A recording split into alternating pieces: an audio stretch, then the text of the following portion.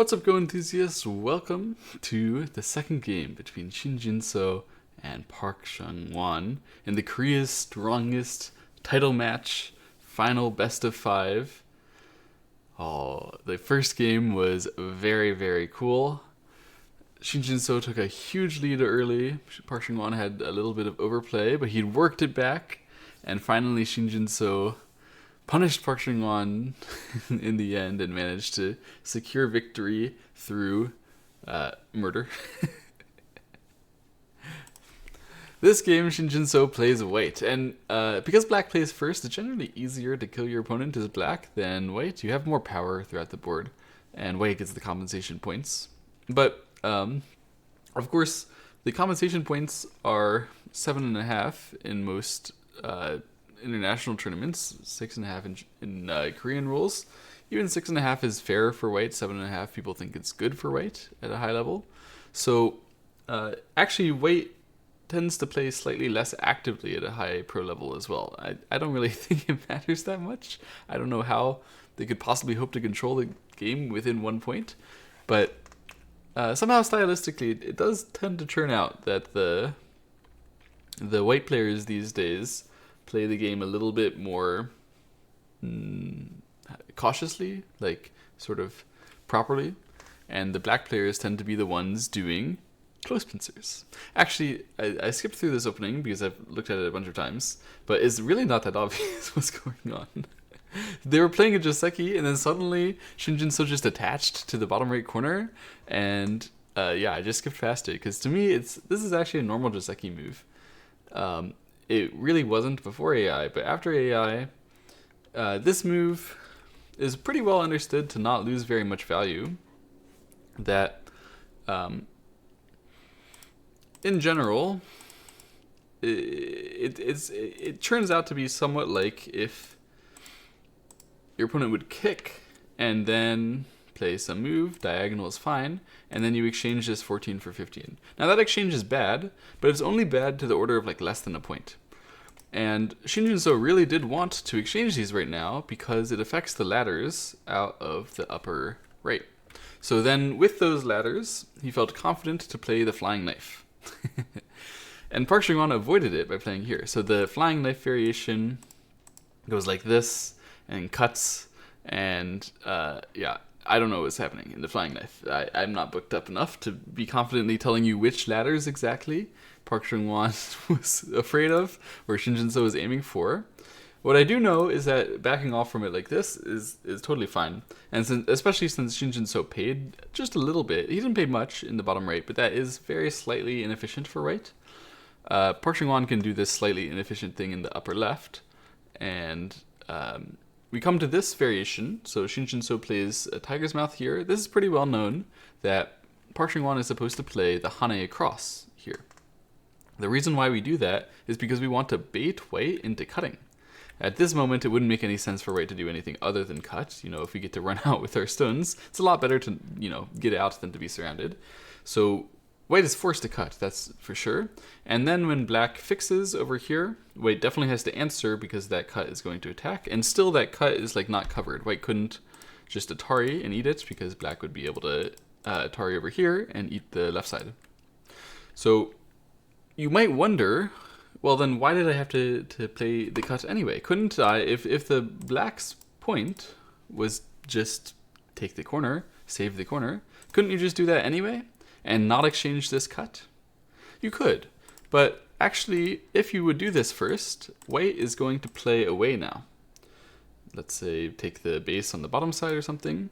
And this cut means a lot less when white is not really committed to cutting another stone nearby and keeping up any form of power. And so white can tanuki again, or can take a base on the top side, or all sorts of things. Because black put 2 stones on the second line and became super thick in the corner, getting more power here doesn't really change the full state of the board that much. So black, by doing this, forces white to commit to actually trying to be strong in the local area, and then black can save.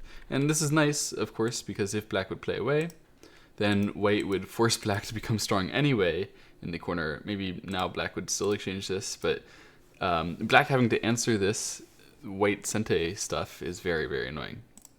So it makes sense to hane first, force your opponent to cut, and then to hane and connect, forcing white to connect as well. And white has some influence, but they also have a cut, a flaw in the influence.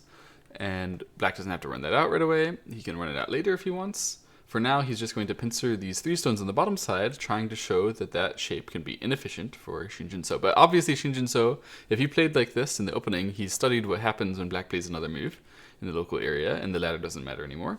So he decided to play this move. I'm sure that he had prepared this at the AI. It's a really interesting move. Because it really wouldn't be that interesting if Park Shin-won just answered it, but Park Shin-won believed that if he answers that, white gains. So Park Shin-won decided to resist. He played a move on the top side and to block.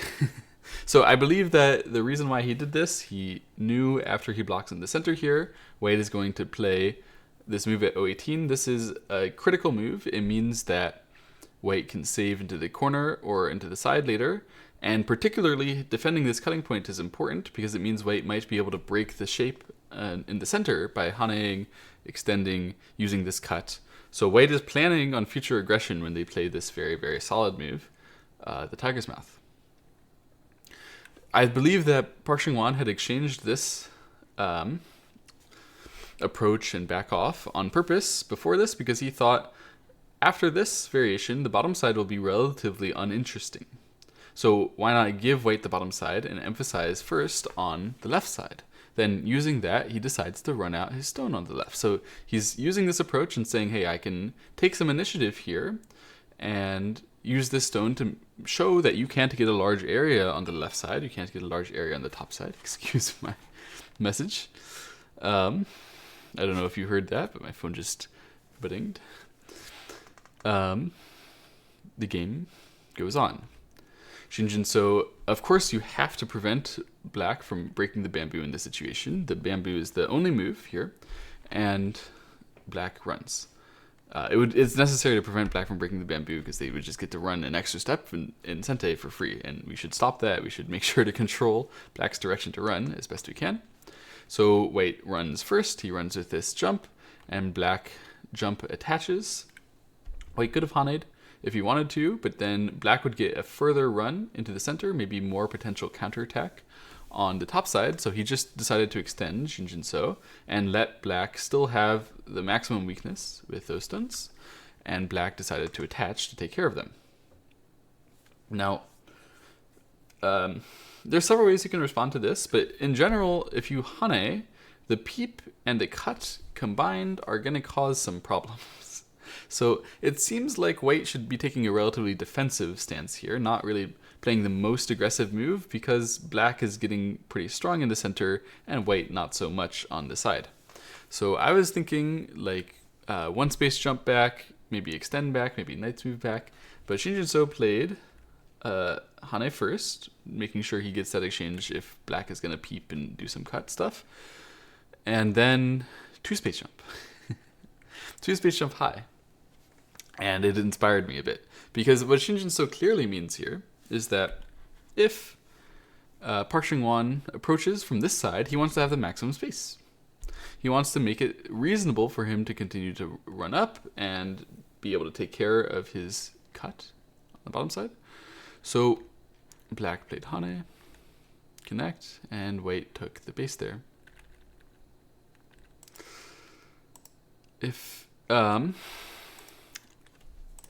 white had jumped closer, I thought that this would generally make an easier fight because we're aiming at the Tiger's Mouth here. We're trying to control black's direction to run as best as we can.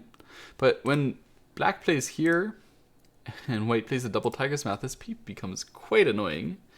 White could fix like this, but then still black has that hane, and then this sequence, black is clearly getting quite a lot of resources with respect to saving their group, and white is still under pressure. Basically, you can see that this stone is too close to the white group now, right? So Shinjin-so realized when he's taking care of this group, what's most important is that you don't get compressed. You should get an expansive area, right? And you can show that you make little gains against your opponent when you take care of your weak group and get more area than you're supposed to. So that's what he did here. He played that move, and Park Chung-won did this very reasonable leaning where White has some serious cutting and liberty issues, but White managed to answer with another move on the top side, getting more area, and White gained a little bit off of this exchange. According to AI, the AI just thinks White's base condition is a bit nicer than it could have been in some other variations. It suggests some other random things, like if you lean here, then maybe you can approach from this side earlier, or you can do some other things. It's very difficult to understand exactly what Black is supposed to play for in such a position, because Black can't break White, can't clearly limit White. All Black can do is say, I'm going to try gain strength with my weak group, let you gain strength with your weak group, and hope that I'm getting more than you.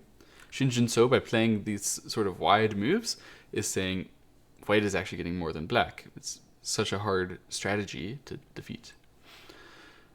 So Black played away. He tried to do something else.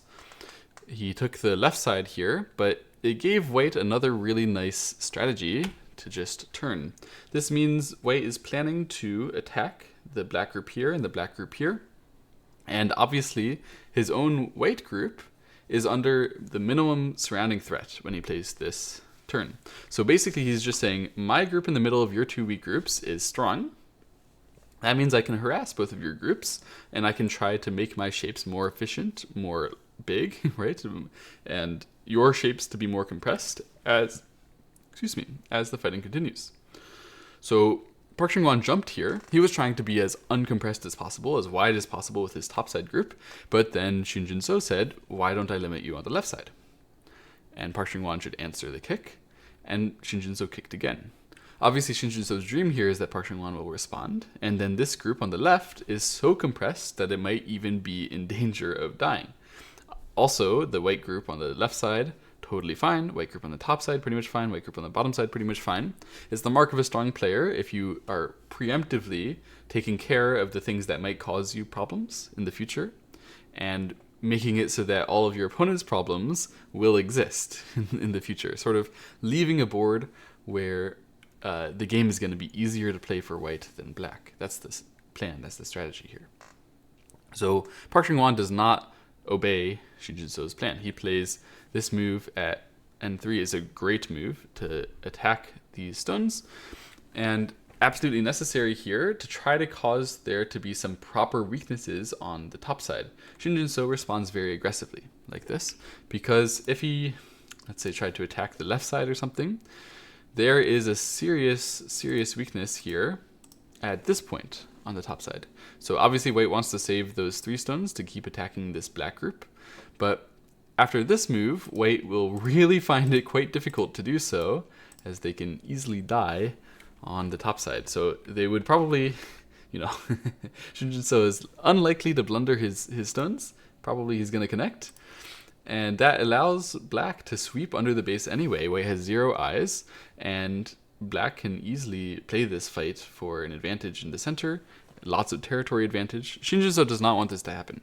So that's why he counterattacked here, and he played this move at P3 directly. He was thinking, as long as I can counterattack this 1 stone at N3, that variation is not going to be effective for Black. So he tries to play this really high efficiency, high speed stuff where he gets super strong in the corner, leaning on the corner, letting Black take the corner territory, just in hopes that he can fix this issue at K2, fix his shape on the top side. And as long as he takes care of that group on the top side, wide, lots of area, White can be doing well. The strategies are all going really well for Shin Jin-so. So Park Chung-won realizes at some point he's got to fight. He chooses now. Goes right for it. This is obviously aiming at something on the top side and to kill that, and it looks really, really dangerous. However, in many situations, Park Chung-won will not get this Atari and Sente. So the very fierce stuff that he can plan to do at K2, oftentimes Shin Jin-so will be able to ignore that effectively. I'm thinking of variations where if he does this and does this right away, since this Atari has not been exchanged, Black can't kill these 4 stones on the top side, and White would be able to save everything. Black could still capture those 3 stones, but it wouldn't be really worth enough. Therefore, black really doesn't have very many resources with these 2 stones that white actually will respond to. And additionally, he's getting in trouble on the right side. I believe Park Chung-hwan probably read this cut, thinking like this. This game is going to be good for black. The capture race against those 4 stones should work for black. Black can take the whole corner. This will be black's, or this will be white's sente. This will be white's sente. Probably white has some more sente over here. But black's area in the upper right, that is definitely big enough for black to be satisfied. However, Shin Jin-so did not play the cut, he played the hane. And that meant that Shin Jin-so was aiming at cutting next move, or if black would fix that cut, to play on this side.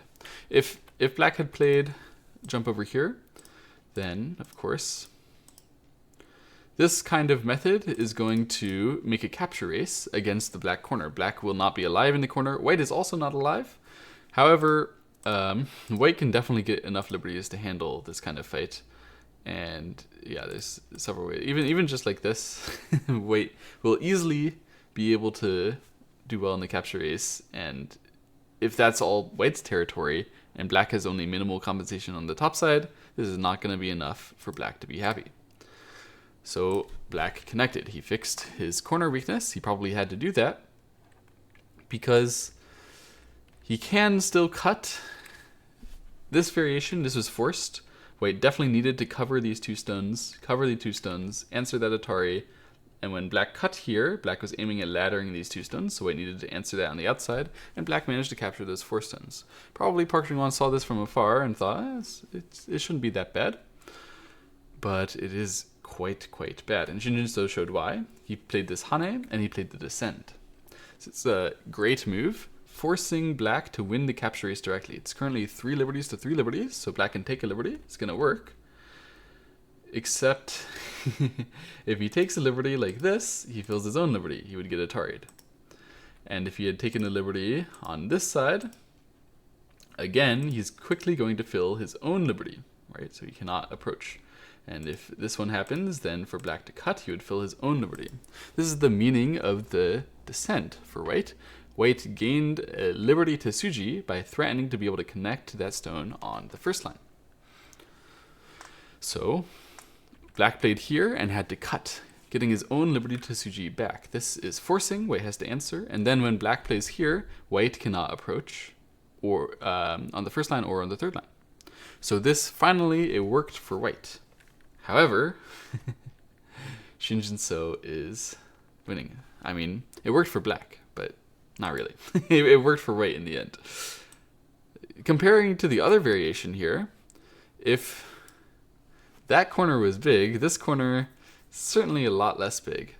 And notably, the white topside is ridiculously strong. The reason why Shin Jin-so played this all the way out is because he wanted to force black to exchange that one cut for Atari. That made white a lot stronger. Black can't mess around with the liberties on this side anymore.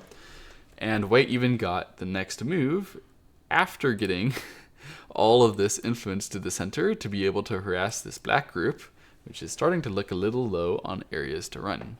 Black's influence towards the right side, it does exist. Black gained a little bit of influence towards the right side because of this.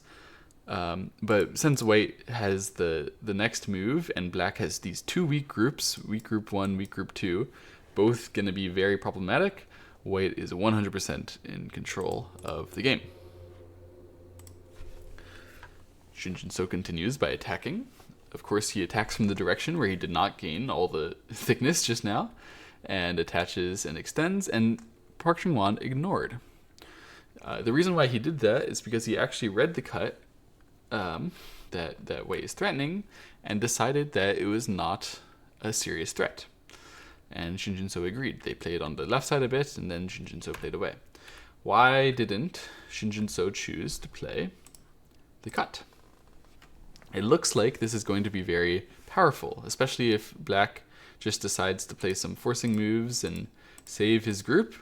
Then, of course, white should do this because black had to answer by gaining resources he basically already had. while white got an extra 2 stones, an extra cut, a lot of extra influence to control the center in a way that white did not already control it. So what Park Chung-won had planned after this cut was not to answer passively, but to answer very aggressively with the Atari and the extend on the outside. This means white can Atari here, and play here. This threatens a ladder and a hane on the top side. So it seems like black is broken. However, that ladder does not work. That ladder goes to these black stones. So for now, Park Chung-won can effectively do that. He would just answer all the way. Answer everything, answer everything, answer everything. And when white does this, he can just easily fix those 2 stones and allow white to do a net. But that's no big deal because Park Chung-won will live anyway. Even if it goes like this, the black group is alive. One eye here, another eye here. And this is not satisfying. This is not really enough for white, since black got to capture some stones. That's why Shin Jin-so played away. He played into the bottom right, and he's probably hoping for a chance to break that ladder back. So black has to play somewhat strongly here, thickly, make sure that white doesn't get to start attacking him and double attacking the center group and the left side group and all that. He plays the tiger's mouth. Probably even if there wasn't all that other reason to take the strength, this is just the best local move, so as to cover the cut, control the right side. And Shin Jin-so says, what right side? I've got the right side. He hops right in. And he's ready to defend this group on the right, reduce black's last major area, and as long as the fights continue to go well, Shin Jin-so should be able to take this game all the way through to the end. Well, black has something to say about that. He says, look, I have a huge upper right, and I'm attacking you on the right side. You've got to run this group, right? And Shin Jin-so wants to limit that upper right as he runs. So ideally here, black would just answer, ideally from Shin Jin-so's perspective, black would just answer, take the upper right. Since black already was very strong there, it's no major loss. White could continue to run, and white will even dream of attacking this bottom right black group. Well, Park Chung-won didn't want to answer easily because he knew he was behind. He chose to cut. He played the inside hane, forcing white to cut back, then pull back. And Park Chung-won is saying, this ladder does not work for white. So what are you going to do? How are you going to save these stones? If Shin Jin-so simply Ataris from behind here, black will accept and get a very nice thickness in the center. So Shin Jin-so tries to do something a bit more complicated. He plays this peep first. Black answers with the block. If black had connected, then Shin Jin-so would gain quite a bit of resources towards saving these 2 stones on the side, and he would be much more comfortable to try to save them. Instead, when the block happens, then the cut is much worse, which means that Shin Jin-so can break through the bottom side like this, and black had to answer on the right side, lest this cut, this ladder, eventually work for white. Black decided to cover it first, try to take the whole right side as his territory, and let the game continue. But this has a downside. White managed to play in this area where the ladder was going before. Now he can play the cut. Park Chung-won decided not to continue to fight that losing outside fight anyway. Actually, it was possible. There's a pretty interesting variation here where you could continue to play like this, even though you don't have the ladder. It looks like this moment is totally doomed because white will kill all these stones, right? But black can save both sides with this move. The empty triangle fixes the ladder. It turns out that this ladder still doesn't work for white. And of course, after the empty triangle, white's liberty is filled, so this ladder is a big mistake. And so white would have to play this game sort of slowly. White could play here and here, squeeze the black shape a bit, and maybe play some outside net, something like this. But the game definitely goes on. It's just that because black played that empty triangle, played this terrible shape over here, even though black can maybe break out with these 3 stones, run, run, it might still not be good for black. And by might, I mean Parshing was right. This is better according to the AI. Personally, I'd probably play that fight, but he knows better than I do. Shinjin So attacks again. He's ruthless. He's relentless. He plays this Hane. Those 2 stones are supposed to be dead. A lot of people would just cut when this Hane happens. They'd be like, that's an overplay. I cut, and you can't ladder the 2 stones outside. You're going to die inside, so it's going to be good for black. But Parshing knows better. He actually Hane's outside, which means he doesn't want to end up taking the right side too small. If he would cut, then easily white could say, yeah, you can get the 2 stones.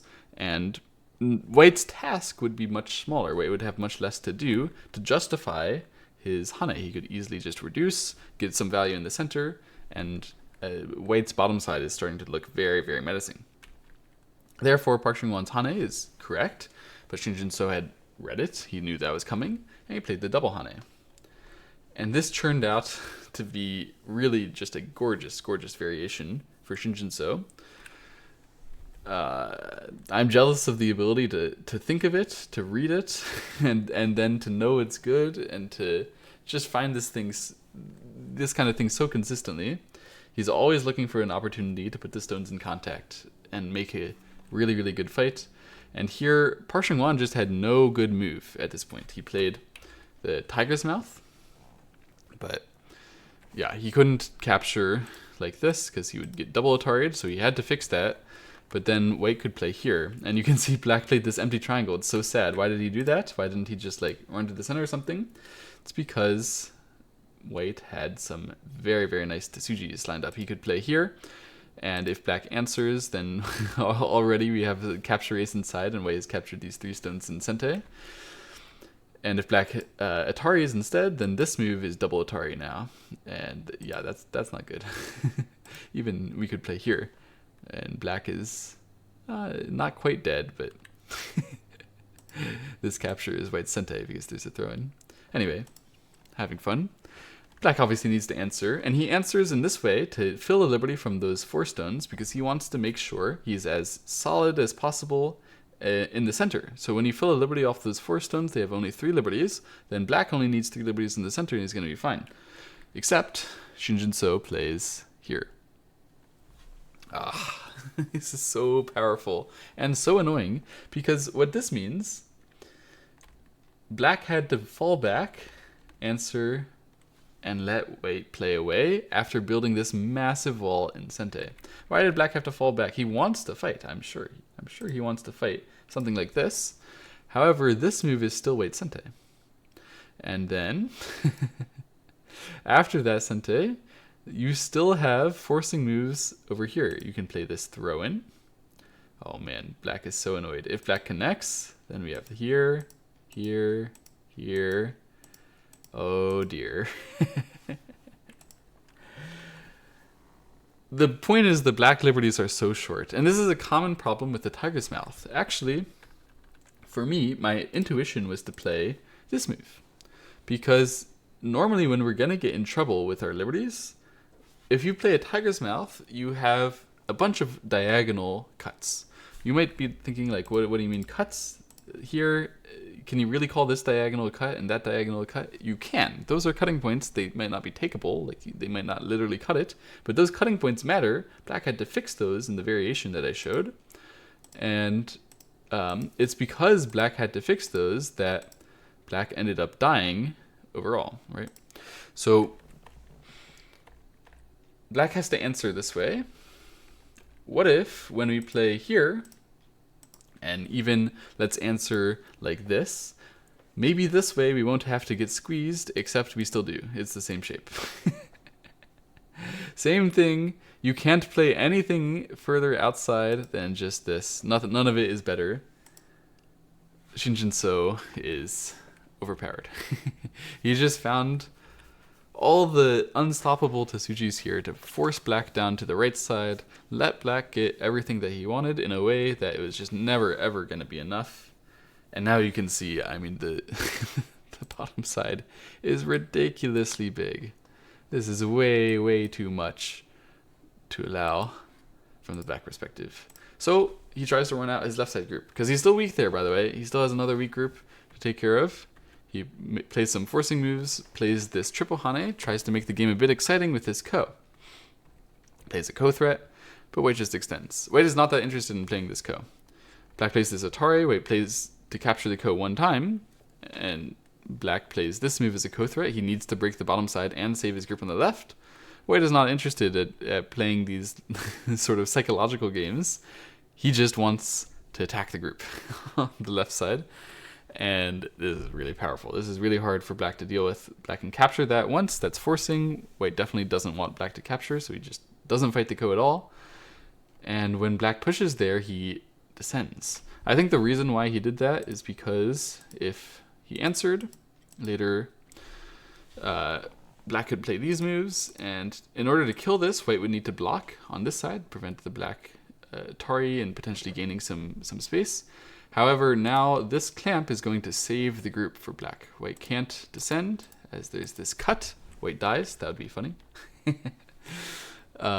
However, when white fixes that cut, black can still play this atari, still aiming at a ko to get enough space to live.